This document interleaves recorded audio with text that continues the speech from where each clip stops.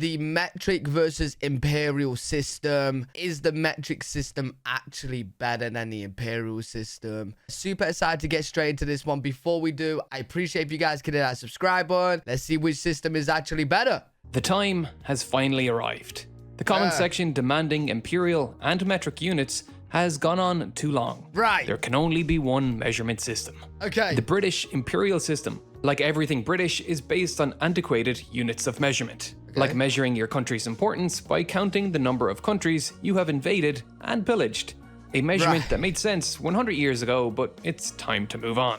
Weirdly, the British have mostly moved on from this method of measurement, and it is instead Americans who insist on holding onto it. Well, okay, so we used the imperial, and then we moved on to the metric, and Americans are holding on to the imperial still. Okay. So we created it. Interesting. America, Liberia, and Myanmar, a prestigious trio. Now, I can already hear the people. Only 3 countries in the whole entire world use the imperial system. Hey, I can't lie. Yo, it's cool to be different, man. People who refuse to wear a prestigious trio. Now, I can already hear the people who refuse to wear masks in the comments. There are 2 kinds of countries. Those that use the metric system and those that landed on the moon. You know who led the design team for the Saturn V? This guy. Listen to that deep Alabama accent. This weight dictates the amount of fuel and the numbers of motors. Fuel? An American through and through. Ignore this photo of him. Those are just some German friends he made while on gap year in Europe. Okay. Look at all his friends. Let's count them. 1, 2, 3, 4, 5, 6, 7, 8, 9 friends. A popular man. This Alabama native used metric. In fact, he despised British units. So much so that he designed a rocket during his gap year to fly to England to show them how great the metric system was. The Saturn V was designed, like nearly everything in NASA at the time, with a mixture of both metric and imperial units. Just read the mission reports for Apollo 11 for proof of this. It switches between inches and centimeters constantly. It's a mess. Anyone working with this— Wait, wouldn't that be trippy? Using both systems? Why? This report would have had to be hyper aware of what unit of measurement they were using. Most of the design and science work was done in metric before being converted to imperial for the manufacturing and operational staff. One of the most mind-boggling examples of this is the guidance computer. It was coded in metric. Meters and kilograms are the language of science. But to ensure the astronauts could intuitively understand what those calculations meant, the displays inside the lunar module had to be displayed in British imperial units. So, even back then, when computer power was extremely limited, the engineers had to waste precious computational time and power to conversion. And this isn't just a waste— Yo, this is very trippy, mixing the two, but I've not really looked into the metric and imperial system in detail, right? But I'm pretty sure I use both. I'm really confused right now. Because I use miles, which is imperial, right? Then I also use centimeters, meters, feet, and inches. Bro, what is going on? I'm so confused. Of computation power. Errors in conversion have led to an insane number of accidents through the years, some of the most notable being in NASA. In December 1998, the Mars Climate Orbiter took off from Cape Canaveral aboard its Delta II rocket. Over the course of its 9.5-month journey, the orbiter needed to complete trajectory correction maneuvers to bring it into an optimal orbit insertion altitude of 226 kilometers. However, I don't even know how far that is, kilometers. I don't even know how that big how big is that, bro? Yo, this is tripping me out, man. What system do I use? Like, for example, if I was going to tell you how tall I was, I'll use feet. If I was going to show you something in size, I would show you like in inches, so like 4 inch. You know what I mean? miles for the car. But then I also know how like big 30 centimeters is. Because like we did that at school. Bro, yo, my brain right now is spinning. As the time grew closer, calculations showed that the orbiter was entering Mars' orbit in a far lower altitude.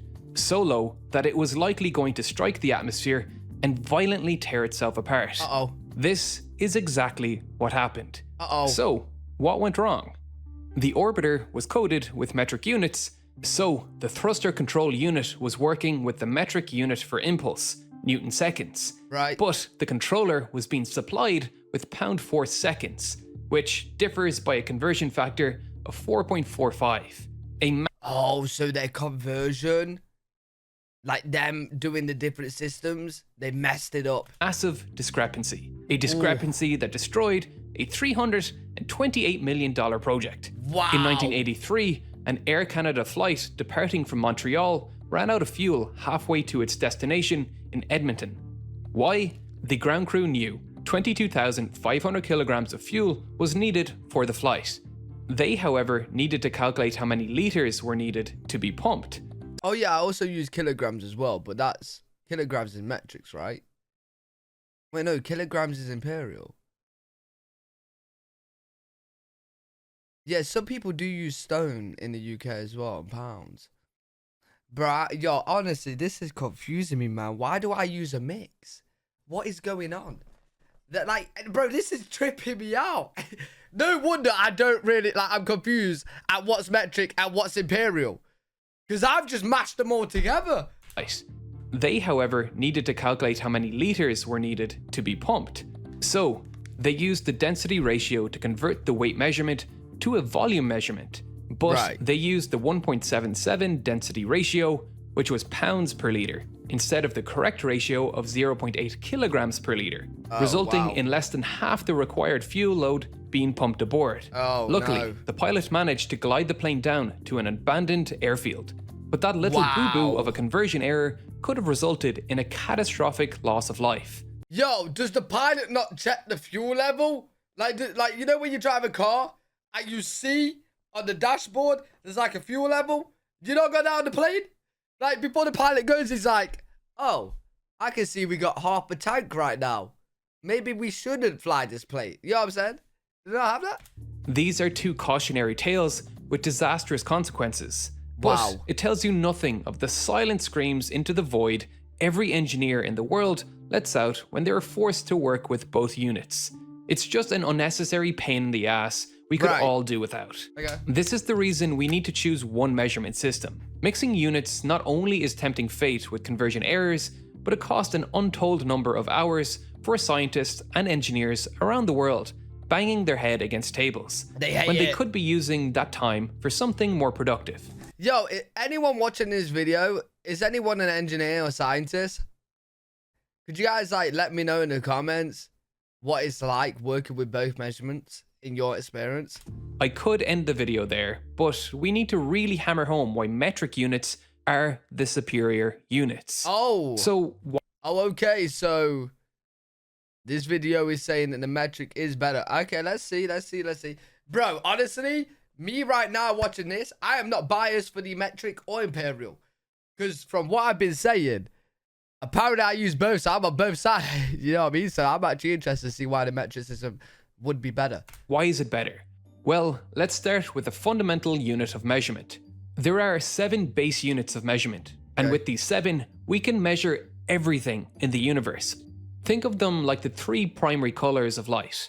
With these 3 colors, we can create any color in the universe by mixing them in just the correct proportions. We can do the same with these fundamental units of measurement. They are time, length, mass, temperature, electric current, chemical amount, and luminous intensity.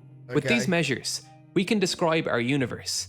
Velocity is a combination of length and time, volume is length cubed, density is volume combined with mass. These measurements are the language of the universe. Ah, pretty. Yo, I'm sorry, bro. I'm pretending like I'm understanding this, man. I have no clue, bro. All I'm seeing is MKGKA Mol CDS, bro.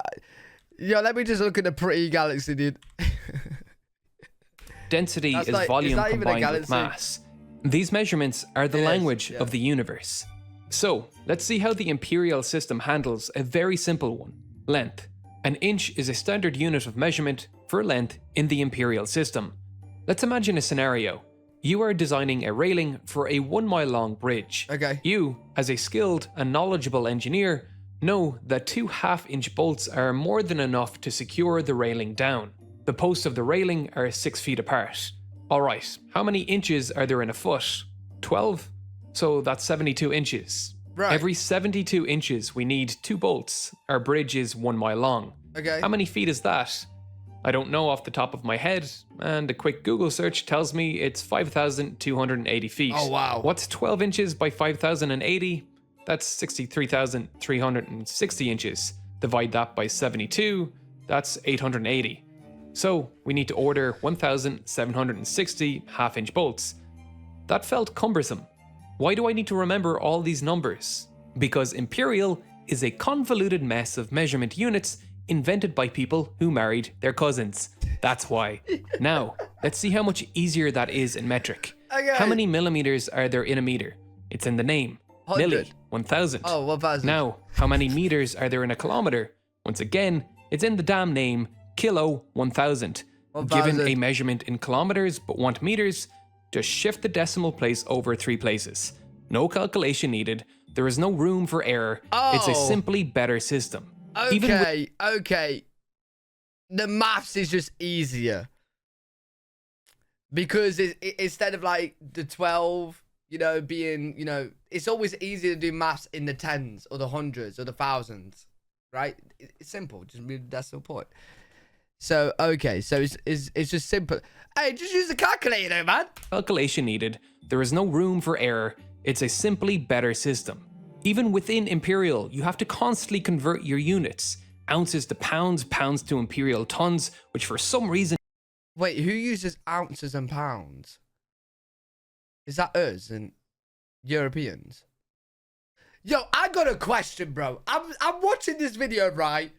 Does anyone have an answer to why in the UK we use both? Like, I'm genuinely baffled, bro. Like, if the metric system is easier, yeah, and only 3 countries, America and the other 2, use Imperial, why does England use both? Why do I use both? I don't get it. I don't use millimeters and centimeters. Like, even on our measuring tapes, there will be centimeters on there, but there'll also be inches as well. Like, we use both. I'm so confused. And like, I don't use pounds, but some people might use pounds. I use kilograms. All our weights is in kilograms. Like, if you go to the gym, bro, it's confusing, man. And like, we use miles, not kilometer, whatever, bro. I know how big a mile is. I don't know how big a kilometer is. Bro, tripping, man. I'm so confused. differs from a metric ton by 1.6%. Again, in metric, there are 1,000 grams in a kilogram and 1,000 kilograms in a ton. In Imperial, Okay. there are 16 ounces in a pound and 2,240 pounds in an Imperial ton. Oh, wait. So Americans use pounds and the metric is kilograms. Oh, okay. So, like, people in the UK still do use pounds. I don't. I use kilograms, but interesting. 40 pounds in an Imperial ton. I thought pounds was Why? UK. You aren't even following the same conversion conventions as your other units. This is insanely cumbersome. The chances of Okay. conversion errors even within your own damn system is high. Never mind having to convert to metric. You know what's even more insane? The word for mass and weight in the Imperial system is the same. Why? Because the pound was invented before we knew what gravity was. That's why. We just assumed mass and weight were the same thing, when they aren't. So, we have to specify in Imperial whether we mean pound mass or pound force. Oh. I haven't been this confused since I watched Magic Mike. Yo! The most ridiculous thing about all of this, every single one of these Imperial measurements are legally defined by the metric system. America is already using the metric system, and most of the population is oblivious to it. Freedom, America, guns, pew pew, hoorah! The foot is legally defined as 0.3048 meters. The pound is legally defined by 0.435 kilograms. Why? Because the metric system is run by the International Bureau of Weights and Measures, a neutral international organization whose sole mission is to create a global language of science, who America is a member of. And they have succeeded in an awe-inspiring way. In 2019... Yo, it does make sense for everyone to be on the same measurements, right? It does. So errors don't happen. But I think the problem is, even if... Forget about the fact that I use both measurements. That's just weird, bro. I don't know why that is, right? But even if America did want to convert to the metric system, wouldn't it cost a lot of money changing everything? Like, even like the tedious things like rulers and beakers and stuff like, bro, like, it will be a big transition, dude. The final metric base unit, the kilogram, stopped being defined by human artifacts and is now, like all other metric units, defined by the laws of physics. In 2019, it ceased being defined by this hunk of metal and began being defined by Planck's constant, which is defined as 6.626 by 10 to the minus 34 kilogram meter squared per second. Of course, to use this as a definition, we need ways to define the meter and second. The meter is defined as the length of the path traveled by light in a vacuum in 1 divided by 299,792,400. Yo, bro, this video is definitely for smart people, bro. I thought we were just gonna, like, you know, America uses this, Europe uses this. This looks better. Bro, we got some whole ass math equations on here, man. Yo, if you guys, hey, smart people watching this, simplify it for me, please. In 1 divided by 299,792,458 of a second. Okay, so how do we define a second? A second is defined by the hyperfine transition frequency, which is the frequency of radiation which will cause an electron to jump from 2 closely spaced low energy states in a cesium-133 atom. What's going on there? Each of the base units are defined like this, using the unchanging language of the universe as its yardstick, or should I say, meter stick. It's a beautiful and inspiring language that transcends the realm of humans, and for that reason alone, you should strive to use the metric system. I did get confused a little bit in that, so if you guys want to simplify it for me in the comments, you can do, and I'll have a look at that. That'd be great. I'm just going to take the fact that, like, the metric system is apparently better. It did seem simpler. The fact that it was, like, done in the tens, hundreds, and thousands, and you could just, like, the maths is simpler. But, hey, we got calculators. It would just make sense that everybody's on the same system, you know what I mean? I have zero clue to why I use both measurements. That makes no sense, but sure, right? Sure. Let me know what you guys think in the comment section. If you guys would like to change the system, if you're happy using Imperial. Also, let me know if anybody's smart out there, why on earth I use both. But yeah, interesting video. Hopefully you guys enjoyed that. If you did, make sure to leave a thumbs up, subscribe for more content. I'm live every single day on Twitch.tv/L3WG. If you guys want to check me out over there, I'll see you all in the next one. Peace.